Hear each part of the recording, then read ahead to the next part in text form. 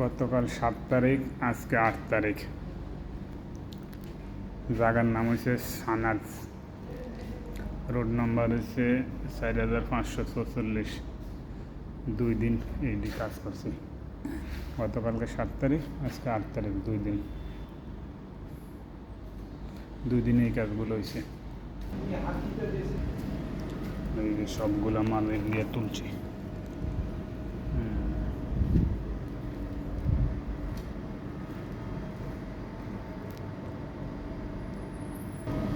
নিচে যাওয়ার সিঁড়ি। মালগুলো তুলতে টাইম